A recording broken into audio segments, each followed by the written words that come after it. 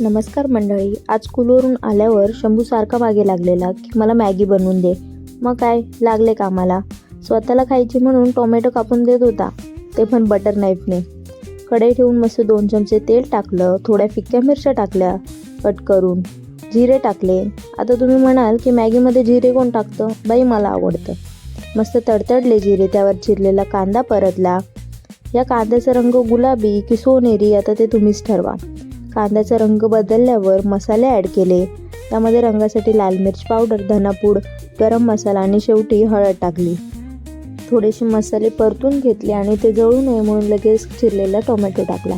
हा परतून झाल्यावर त्यामध्ये वाटाणे होत्या. तर वाटाण्याचा सीझन खूप आहे आणि नुसते कलरफुल नाही होत मॅगी, तर चविष्टही बनते. थोडंसं मीठ ॲड केलं.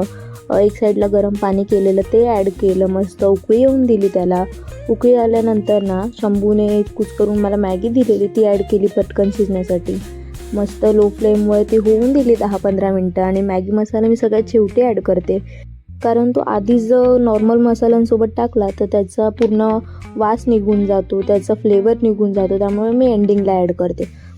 कुस्करलेली मॅगी ॲड केल्यानंतर ना सगळी प्रोसेस मी फक्त मीडियम फ्लेमवर करते, त्याच्यामुळे ती जळतही नाही आणि कच्चीही राहत नाही. शेवटी त्यावर कोथिंबीर टाकून आम्ही दोघांनी मस्त ती फस्त केली. Thanks for watching. Bye bye.